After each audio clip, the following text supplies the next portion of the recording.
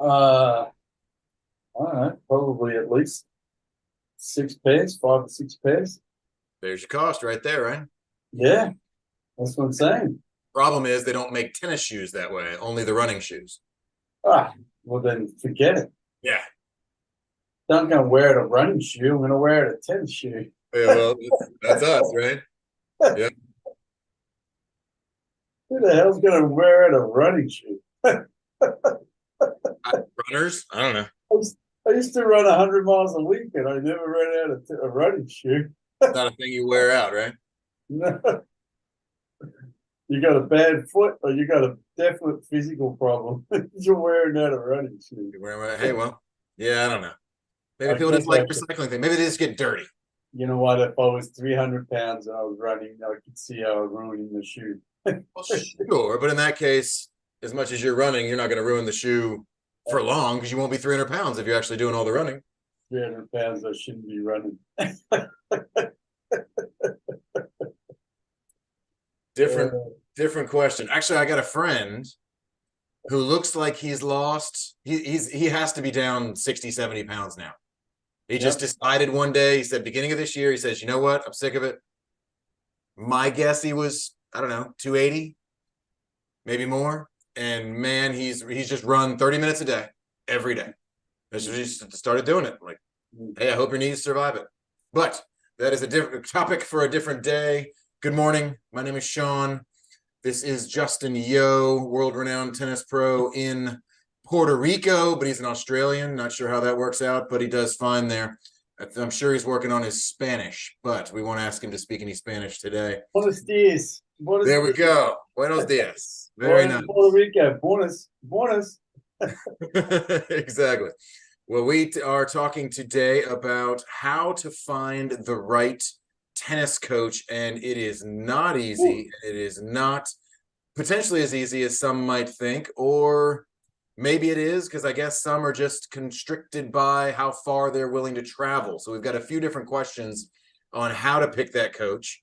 I've got up in my view a whole bunch of options for online ability to find a tennis coach, but I think that might be a little more swiping right than people are really looking for. Like, this isn't an online dating thing. You really need to find out if the coach is the right fit. So where would you tell someone to start, Justin, on finding the right coach, and why does the right coach actually matter? Whew. I knew this was a huge question, and I was like thinking about all the different directions this could go. Take your Uh, time. well, the good thing is you got to focus on audience. So your audience is Atlanta. Atlanta is like the largest tennis city in the world with the most tennis coaches in the world. And the only difference there is that I learned from working at, obviously in Cumming and in Roswell, and know all the coaches and know the town very well. Mr. Mark McMahon, who was the man of Dunwoody, who is has his own management company now of coaches. He always described three different coaches. You have an independent coach, you have a sort of what we call a country club coach, and then you have a performance coach. Um, Independent coach is one that has the skills to be able to deal with ladies, men, juniors, community, be on the court for hours, construct great activities to have fun, blah, blah, blah. High performance coach needs to be a guy who's, that's it, man. He's intense. He's full on, all into his clients. Doesn't have many clients because if he has too many, he can't be in too many places at once. I see performance coaching has changed, and I don't think anyone's talking about this enough. But adults are looking just as much for high performance as a junior, and it's a market that is, I think, untapped. That if I do scaling, I do businesses now, so I don't get into it. But if I moved back into Atlanta, that would be a business I would do, is do high performance in adults as well as juniors, because there are a lot of adults that want to do better and keep growing and go and travel, and they're the ones that have the money and they can do all the traveling. So anyway, little secret tip there for high performance coaches in Atlanta. You want to expand your business, make better money, and not have to pull your hair out dealing with juniors every day. There's one plug for you. And then the other one is your country club coach. Country club coach is, he's pretty broad spectrum, but usually he's either head pro or assistant pro or director. Again, I find it difficult for the reason that the head pro is usually the guy that's building the business and doing most of it, and gets paid half the guy that's sitting in the office. So all those guys, USPTA, USPTR, and all those people telling me right now, shut the hell up. I'm like, it's something I think should be considered. I think head pros should be, they really are the soldier of the whole thing. And sometimes the tennis director earned the stripes and he got there and probably the best knowledgeable coach, but really if he's knowledge, he should be on the court more than being in the office. So anyway, that's I'll sneak in there is that in the country club world, which usually isn't what we're targeting because these are going to be people that don't already have their country club membership, that limits your pro. Like you've got your choices of pro from the club. That's pretty much what you get. But it's like promoting your best sales guy to sales manager. He's not outselling anymore. Sometimes it isn't the best coach that gets promoted to director. It's often the guy who can handle the administration and the politics. Yeah, I mean, yes and no. I mean, everyone works their way up. I mean, good mates with Matty Grayson and Bill Anderson, those guys, and they work their tails bone to get to where they get to, and they deserve all the also rewards. Great coaches, yeah. Yeah, they deserve the rewards they get, but at the same time, have you got your best coach sitting behind the desk or should be on the court? And is he? I find it difficult sometimes because when I ran my academy in Melbourne, I had my coaches on the court, I was on the court, and I spent a lot of time every single week doing workshops with my coaches so that my knowledge was passed down and they were my eyes and ears more on the court. And if they sounded or acted more like me, it gave me the free reign to speak to parents or grow the program or do a few different things or go to a tournament and know that the program is still going to run. So when you talk about coaches, that's a different spectrum. But what I'm trying to explain to, if there were people looking for coaches, make sure you both have the same goals and have some mission into your tennis. I still teach a bunch and I still get hounded every single week. Like, I need you. And I'll be like, why you need me? Well, because you showed me, this is where I am and this is where I want to be. You also profile me as a player and say, this is how I'm going to be, and this is what kind of player I am, and this is what I need to train to be that way. Whereas most coaches, sometimes they don't do that. They just focus on grip or focus on this or focus on that. And, so I focus a lot on building the player, whatever age, whatever level they are, so that they feel like they've got a mission and a goal and they're going somewhere. But that's where I would say picking a coach is, you got to know your audience. And if you're you're not in a country club, you need an independent pro. But if you're looking to do performance, then you need to find a performance pro. Is that sort of the easiest way to sum it up? Yeah, that's more of which coach to find. Yeah. So that would be, all right, so we've narrowed down to the types of coaches so you can find the right coach. But in this case, we want to find out how. So we've got a special guest today. And we're going to bring in Kenyon, who hopefully can help us with the how. And hopefully our connections all work and everything's great because we didn't test Kenyon earlier. That's a really cool thing that you've added to your website, because USPTA and USPTR used to do sort of, I don't mean you mean again, but they did sort of mediocre, and it didn't allow easy for the community to go find a pro in their level or in their demographics. And hopefully you can work with them, and because the advantage they've got with you is that you can then see who's really educated. And I think that's one of the biggest problems we have still with coaches. I'm in Puerto Rico, and education-wise, they're not doing enough. I see a lot of coaches still teaching what they taught in the 80s and the 90s. And yeah, and I'll lead in Kenyon. Kenyon, thank you for joining us because I've got the GPTA member list up. I've got the USPTA Find a Pro up and I'm looking at them and decent search features. I'm guessing nobody knows these pages exist. And it's hard because I think, okay, I want to go into, what do I type into Google? Tennis coach near me. And then who's going to pop up? It might be the guy online. It might be the local independent pro. It's probably not going to be the Matt Grayson or the Bill Anderson, because the country club guys don't go to you and play your court, so to speak. But then I've also got the play your court guys up looking at it, thinking, okay, these guys are trying to help with this, but it's not really going to work in Atlanta because you got a markup that's too high, and Atlanta people know better. So Kenyon, again, thanks for making time. What would you say from a how to find that coach? Justin's walked us through the types of coaches that are out there, but do you have any ideas on which website works better? Is it all word of mouth and referrals? Do you have any advice? It's typically, again, it's word of mouth. I mean, it gets hard. I know everyone wants to be, involved in the internet and Googling this and Googling that, but the best form of trying to find anything that you need is, has this person used this person before? And that's always going to be, we've talked about street signs before, just posting up something in the yard at times.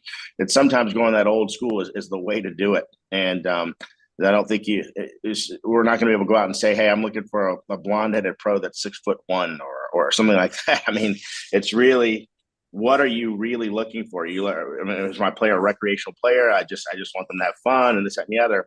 And I think another mom, sometimes there's mom chat groups that have things like this posted. I've noticed that that they found at least us through another mom in a chat group or something like that.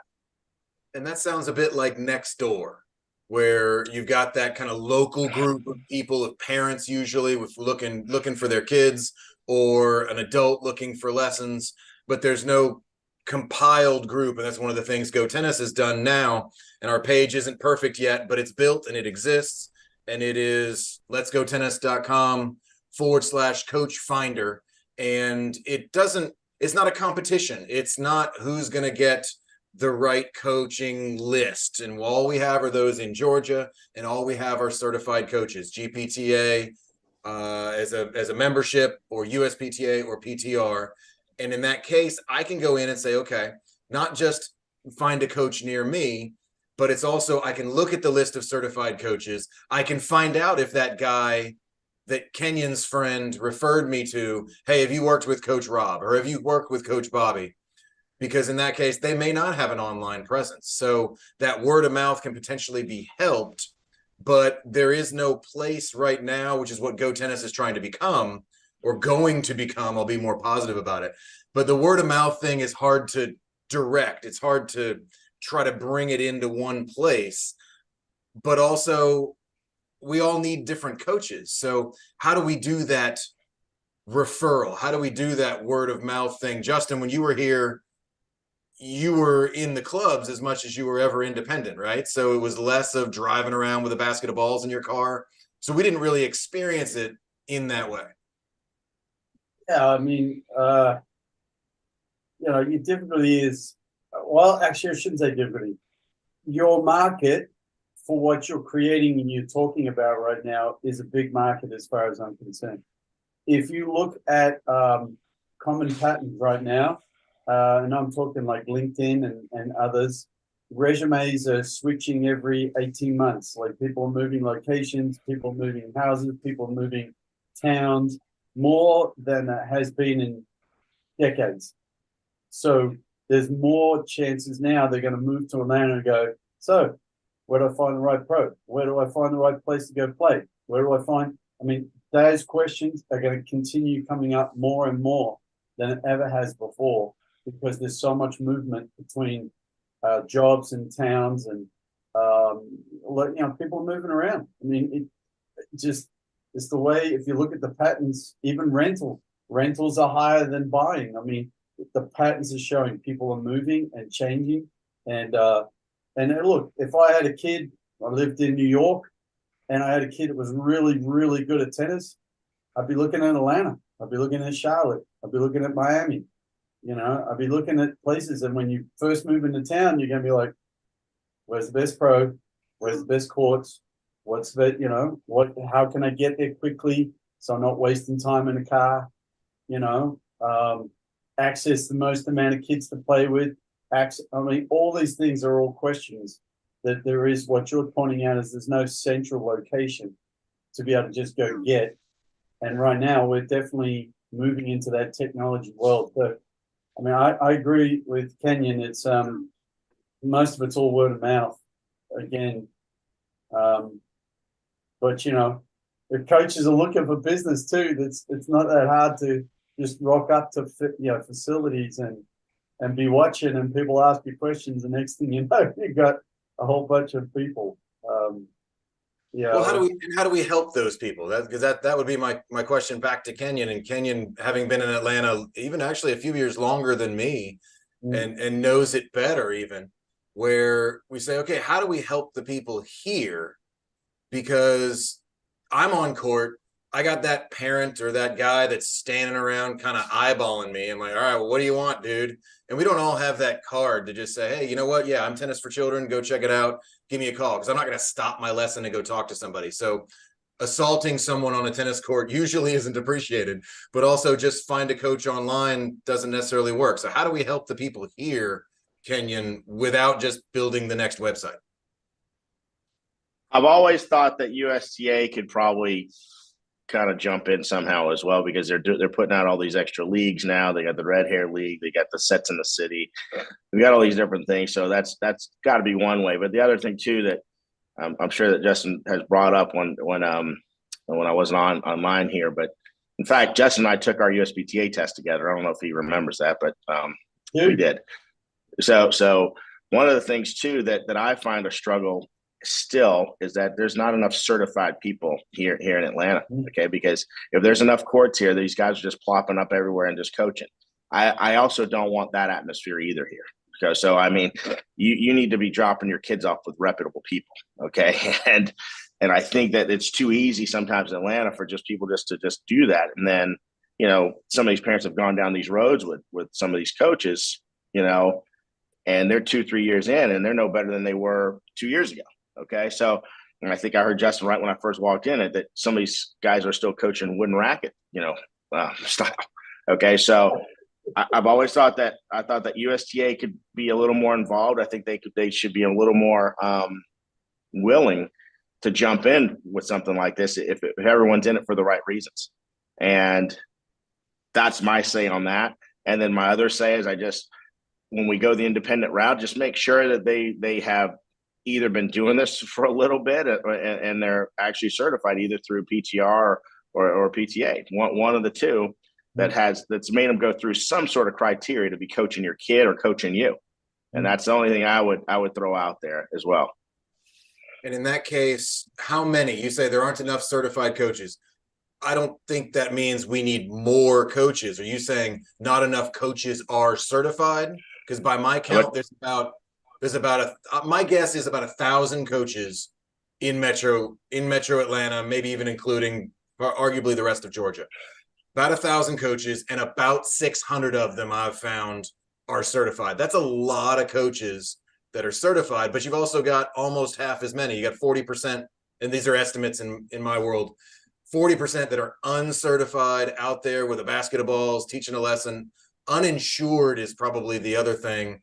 But right now, more people care about the safe play. I mean, parents aren't asking, are you going to be able to cover the cost of a broken ankle? Parents are asking, is it safe for me to drop my kid off with this guy, right?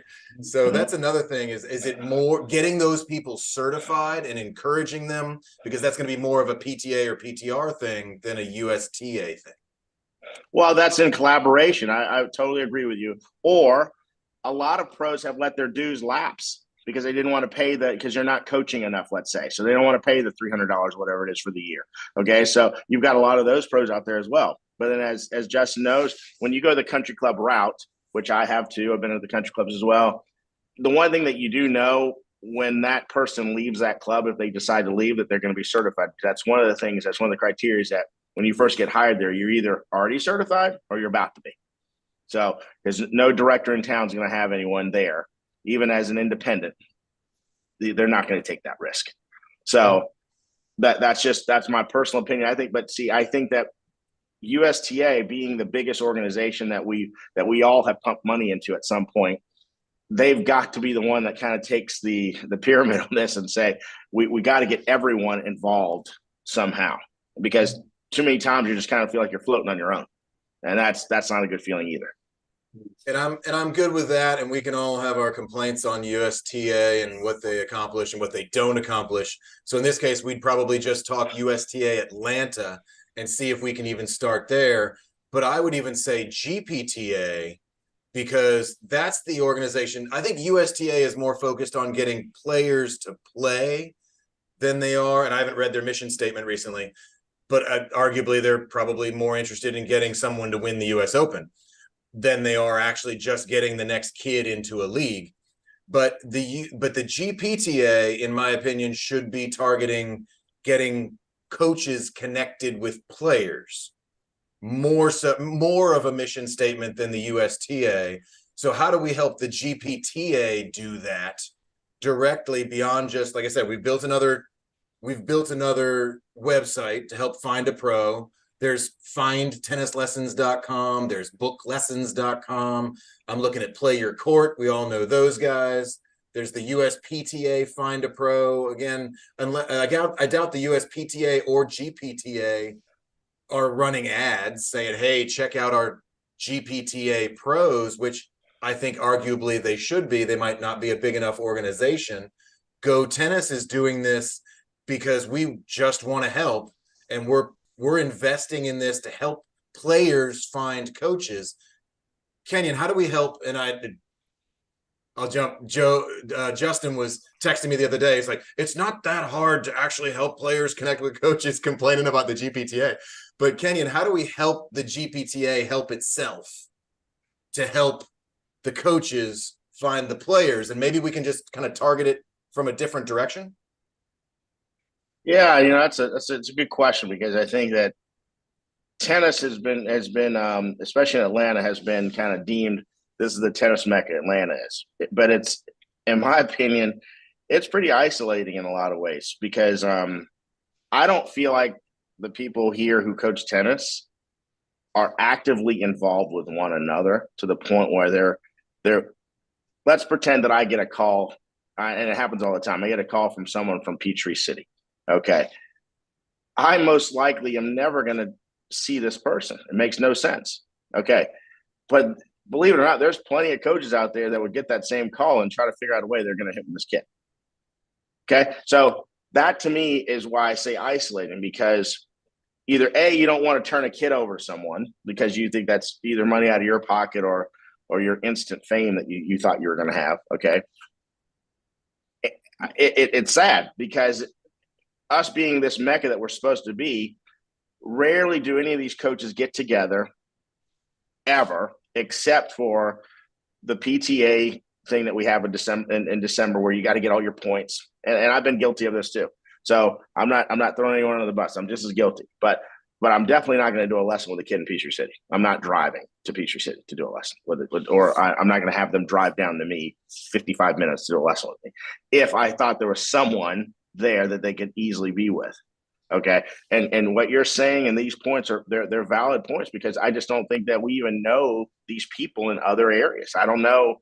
And you're right. The GPTA should be the biggest one, but if you go to a GPTA meeting, it's the same people that are kind of going to those meetings all the time. And you're not getting new blood in there either, because there's people who have not pushed their new blood to go. And we've been trying, to Stuart's credit, he's huge on this, and he's involved in this. We've been trying to get our new blood to go, but I'm thinking it's the time of day that they do it that makes it a struggle. That's the only thing I can think of, because those are key times when people could put money in their pocket. That's all I can think of. I can't think of a reason. Back to when my head pro, Justin, at the time, my first head pro, and the Daryl Lewises of the world were encouraging me to go, and I just never saw the value. You just couldn't talk me into it as a 25-year-old tennis pro to see the value there. And I get that, but I'm thinking less along the meetings and more along maybe referrals. Justin, if you look at scaling out a referral program, if I were to say, okay, Justin gets an incoming call, and says, hey, I'm in Atlanta, Justin, can you coach me? Well, Justin's not getting on a flight to come teach you every week. If you're in Peachtree City, you can't get me. Sorry, I'm an hour and a half away. Now, we might all just get together and go take over the Peachtree City location because I hear they're looking for new management. But Justin, how do we, from an outside point of view, you've been out of Atlanta for 10, 15 years, more now, right?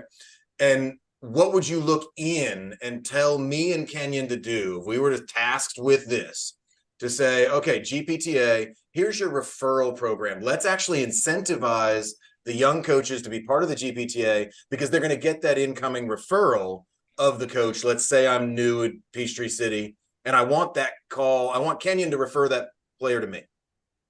What's Kenyon's incentive? What's my incentive to be part of it?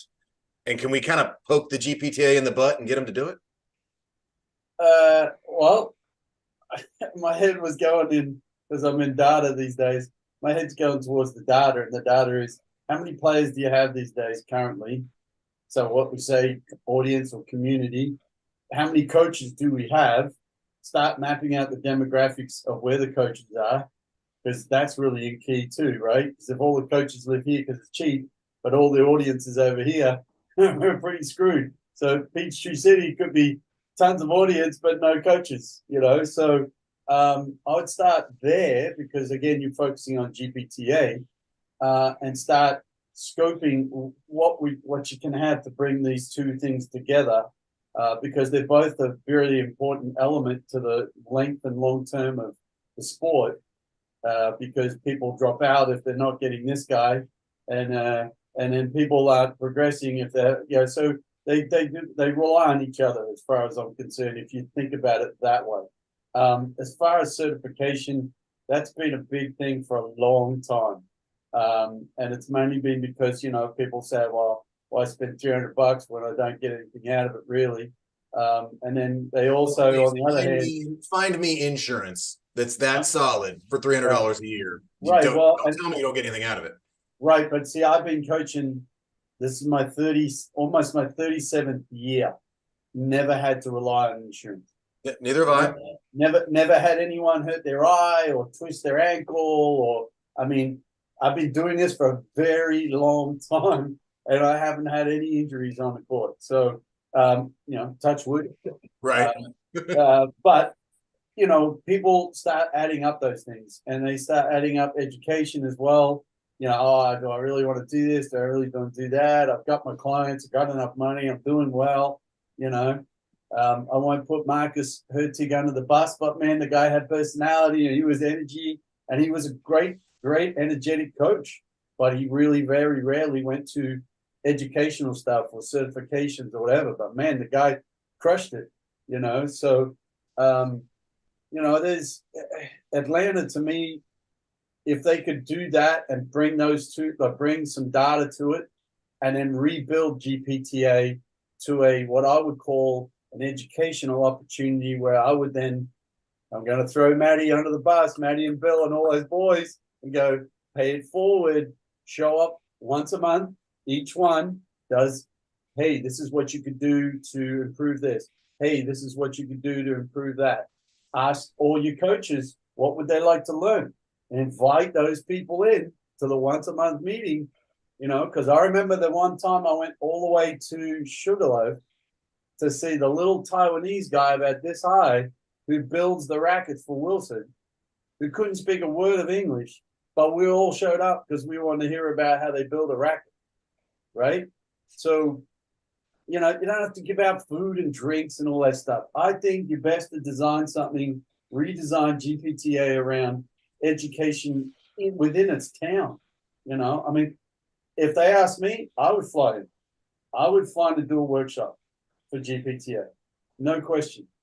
And you can give me any subject, and I'll be able to help those pros, and I'll be there the whole time. You know, because sometimes the guy that comes in and talks, he'll talk about half an hour and go, all right, I'm off. See, I got to run a business or go home to family. You know, but that to me would be a way to start, if you ask me. You know. So you'd target education. I want to turn GPTA and more into a better networking system, not just that circle of guys all staring at each other and giving each other awards, but facing out and trying to draw in the players. right, but you build the relationships first to then be able to do that. With the coaches. So I see from an educational point of view, it's getting the coaches to know each other. I now know Kenyon. I didn't know him before, right? I want to know who's in Peachtree City so I can send that referral. But what if I don't know him? It sounds to me like we need to take that data. Let's find out where all the coaches are. Right. Connect them in. Do you think we can do this, Kenyon? We can say, all right, Billy Ewells, Bill Anderson, all the Bills, evidently. Justin, Kenyon, Shaun, Harp, all the guys, right? Everybody, all the girls, everybody, right? And stick them on a map and say, okay, you want to be part of this referral program. And for every incoming referral, you got to make sure you're willing to do that outgoing referral, because Kenyon, would you say that's not a natural tendency of the coach? I think that was one of the first things you mentioned, is coaches not wanting to give up players. Yeah, connecting the dots. I mean, that would be like connecting the dots, what you're saying. But yeah, it's not natural for a kid to come to our program or a kid to go to another program and they say, you know what, you'd be a better fit here, or this coach would be a better fit. Da, da, da, da. I mean, we again, we're a little bit larger in the sense. So if a kid is not the right fit for me, I try to pass them along to one of our pros in our in our organization. But we definitely try to pass people along in the sense that, because the one thing that could drive someone from playing is where you're located. So just the distance. So we try to avoid that by saying, listen, here, we have a location over here. This is 10 minutes from you. We love having you. So if you want to continue to drive 45 minutes because of the relationship, that's great. And we have plenty of people do that. So, but we also have plenty of people that are, take that advice and say, you know what, 10 minutes is better, so therefore they'll go over there. So you're usually going to lose people because of the distance. Rarely are you losing people because of the finance part these days, because I thought that was always one of the reasons why you would lose people. I don't see that happening as much. In fact, I think there's more people playing tennis now since March 16th of, was it 2019, COVID. I think that social distancing thing really helped tennis. So I don't see the finances being one of the reasons why people are leaving the sport like they once were. They're leaving this, so that's my opinion. Yeah, I'm with you, Justin. So start with your numbers, because the other thing that if they're going to join your ambassador program, and we call it an ambassador program because then it sounds like it's open and people are just helping each other and we're supporting the support. But then, give them a little questionnaire, like how many kids do you have? How big is your program? How many schools are you connected to? Blah, blah, blah. Like, get an idea of their business as well. Because, when you start to put all this together, they're going to say, well, yeah, I want to go to, Jim Harper's around the corner. Cool. Oh, he's got 289 kids, all high performance. Good luck getting time with Jim then, let's be real. So I think what you really want to do is start there with the numbers. And then, because I remember he was all the way out past Whoop Whoop, but that neighborhood at that stage was growing. Now it's probably ginormous. So he's probably got tons of business. I like the Jim Harp reference, Justin, because he's at Castlebrook. I mean, it's not called that anymore, but he's still at where I met you in 2001 or whatever it was, where you and I met. That was my first club job, is where Jim Harp is now. But you're right, he's busy. He's busy. And then in that case, if you refer him out, you say, hey, you know what? Jim's not right. Maybe we refer over to James Creek, or maybe we refer over to Windermere. But where's the incentive program to get these people to do it? Okay, if you talk finance, like Kenyon just said, it's not going to work. You can't look at a pocket. You can only look at what's best for the tennis and what's best for the game and what's best for the client or the best for the kid. I think that's true idealistically. I don't think that's true with the tennis coaches. I think tennis coaches are money oriented, and I think they're not going to forward somebody on unless they think they're going to get something in return. Well, okay, but forwarding on is all this effort of, making sure they get connected, making sure they do this, making sure they do that. So they're not going to do all that because that's I do. Time, I do all that all the time. I know, but if your system can allow that, it'll be an easy handball, and you're doing it for the sake of the sport, and that's really what it has to come down to. It can't come down to And one other thing sort of too. money. I cannot remember his name. It's driving me absolutely crazy. He was in Dunwoody forever. He had a court in his backyard. And Ty Fuller. Y'all remember that name? All right. Ty did an unbelievable job with kids, and that was his thing. He did an unbelievable job with kids, say under the age of, I think it was 9. I think that was kind of his wheelhouse, say so 10 and under or whatever. So he was kind of on that, red dot, green dot, orange dot ball before it became that. Okay. He did an unbelievable job because he would always refer the kid out afterwards. The problem that I see in this community at this current moment is people are taking on kids that quote unquote want to be high performance, let's say. Okay. And they take them on and they ruin them. And then now these parents are in search of what they just screwed up with. And it typically happens when you're dropping your kid off at some park because this guy can play tennis. He's played. And now all of a sudden he's coaching. And I don't know if anyone else has witnessed what I'm talking about, but that's what I see is that a lot of people, because I think that it's going to be stronger than just adding this database that we're talking about. We're going to also have to put in there that here's what your strengths are at this facility or at this whatever, or at this academy. Okay. We know Harp. Everyone knows Harp because Harp's coached, high performance kids for a long time. And some of us have spent time with some of the kids that Harp has spent time with. So we know that, hey, I don't have the time to do it, but hey, I'm going to shoot you this way because I know he's going to do a great job. He's attentive and because I would do that for him. And I think he would do that for us because we have a relationship. I just think that right now, the hardest part, not only with your database, is we got to get the pros that are even at other facilities to want to help one another. And maybe because I've been in this business for 32 years of coaching, that I see things differently. And maybe I was that selfish and that arrogant when I was 25, 27. I hope I wasn't, but maybe I'm getting better at it. But I just feel like these pros, they just don't want to recognize what their strengths and what their weaknesses are to the point where they're willing to admit that this is the wrong move for me. Let's say I need to stick with coaching ladies out to teams. Let's say. So I wish you all the best, Shaun, because this is a beast that's been around a long time, and the beast of getting into high performance, which is obviously the big conversation. that's been around for decades, absolute decades. Well, we've already got those guys, and I think what Kenyon says is right. This is a culture change, and that's what GoTennis is all about. We're here to help the culture. We're here to make tennis better than it already is in Atlanta. But it's understanding that we're going to have to convince some people to do things differently. Convincing would be to build the platform and categorize things. I used to have it. I mean, anyone that would come to me and they'd say, I'm 3 or a 3.5 and I want to learn and want to get out there once or twice a week. I'd be like, well, this pro is right around the corner from your neighborhood, and that's his specialty. That's all he does. So see you later. When you feel like you can start to hit forehands and backhands, and we're really starting to want to play, then you can come back and say good day.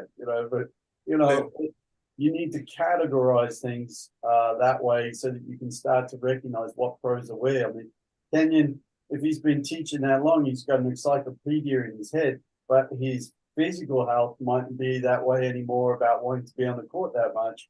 So he should be trying to teach some teachers, so there's a whole bunch of different things that you need to, and I see coaches all the time go this way, then this way. And, so our careers, rock. I mean, I'm 50 now and I'm like, I'm learning, I'm going to go out and play again and play the high level again.